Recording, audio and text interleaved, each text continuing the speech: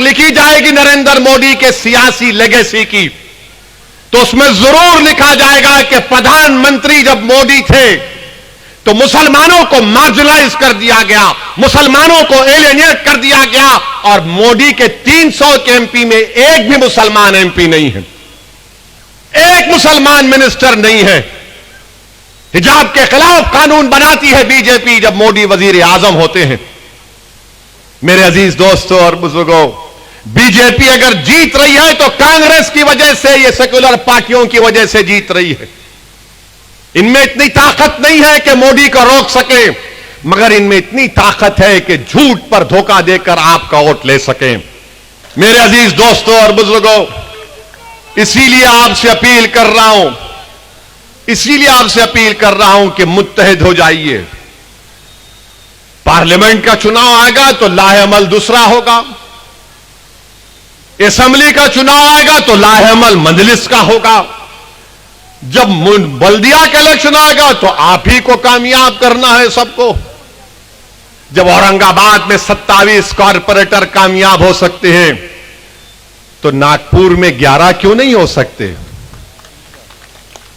इंशाअल्लाह जरूर हो सकते हैं मेरे भाई, बशर्ते कि आप मुत्तहिद रहें।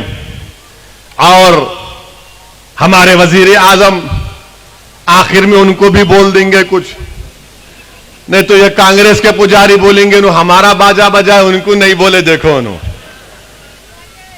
अब जैसा कि ये कि बाज कांग्रेस के चमचे बहुत हो गए, हमारे ससुरे बनने की कोशिश कर रहे, ओवैसी को समझता नहीं हमारी बात को। अरे क्या तू मेरा ससुरा है? मैं अपने ससुरे की बात नहीं सुनता हूं, सिर्फ बीवी की सुनता हूं, क्योंकि आप सब सुनते, मैं भी सुनता हूं। घर को गए तो भड़काऊ भाषण नहीं दे सकते, घर में खाली नीचे मुंडी डाल के जी जी। इन्हों हमारे ससुरे बन रहे, हमारे को मशवरा दे रहे। अरे तुम हारमोनियम लेके बैठ जाओ, तुम मुझे मशवरा देने की जरूरत नहीं है। मुझे यह बताओ मोदी को कामयाब किसने किया? अरे मोदी की हुकूमत में सबसे ज्यादा नुकसान अगर किसी को हुआ तो अल्पसंख्यक समाज को हुआ। 9 साल में दलितों को नुकसान हुआ है। किसको लव जिहाद के नाम पर मारा और पीटा जाता है? किसको तब्दीली मजहब के नाम पर पीटा जाता है? किसको गोश्त के नाम पर मारा जाता है? किसको सिटीजनशिप छीनने के लिए CAA का कानून कौन बनाता है? कौन बनाता है बताओ मेरे भाई? सबसे ज्यादा तो यही हो रहा है।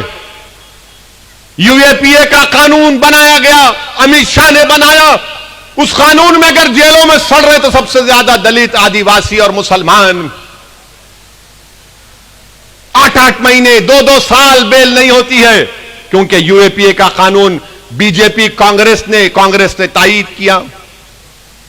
ये 9 साल का रिकॉर्ड है प्रधानमंत्री का।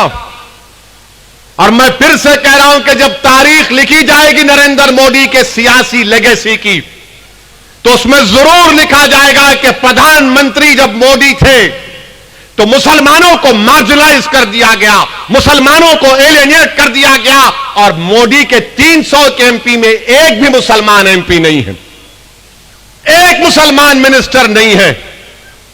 हिजाब के खिलाफ कानून बनाती है बीजेपी जब मोदी वजीर आजम होते हैं। मेरे अजीज दोस्तों और बुजुर्गों, बीजेपी अगर जीत रही है तो कांग्रेस की वजह से, ये सेक्युलर पार्टियों की वजह से जीत रही है। इनमें इतनी ताकत नहीं है कि मोदी को रोक सके, मगर इनमें इतनी ताकत है कि झूठ पर धोखा देकर आपका वोट ले सके। अगर मोदी को हराना है तो आइडियोलॉजी पर मुकाबला करो। मोदी को हराना है तो देश की जनता को आरएसएस और मोदी के खिलाफ करो। मोदी को हराना है तो बेरोजगार नौजवानों को हुकूमत के खिलाफ खड़ा करो।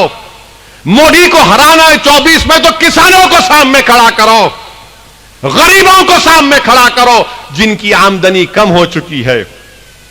अगर आज एक मजदूर 100 रुपये कमाता था तो आज सिर्फ 50 रुपये कमा रहा है, और एक अमीर अगर आज 100 रुपये कमा रहा था तो आज 120 रुपये कमा रहा है।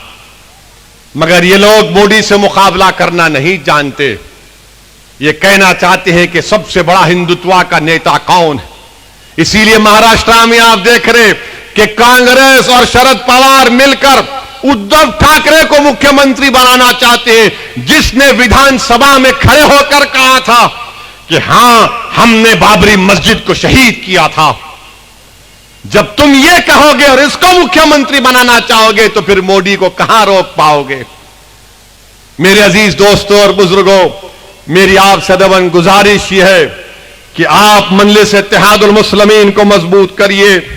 और मुझे यहां पर एक शेर किसी का था या किसी का एक डायलॉग था याद आ रहा है कि तुम्हारा गम है गम, तुम्हारा गम है गम, मुसलमानों का गम ख्वाब व कहानी है क्या।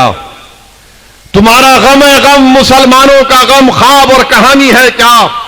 तुम्हारा खून है खून, हमारा खून पानी है क्या। वाखिर दावन अल्हम्दुलिल्लाह रब्बिल आलमीन। आपका बेहद शुक्रिया, आप आए, मजलिस को मजबूत करिए। अल्हम्दुलिल्लाह रब्बिल आलमीन।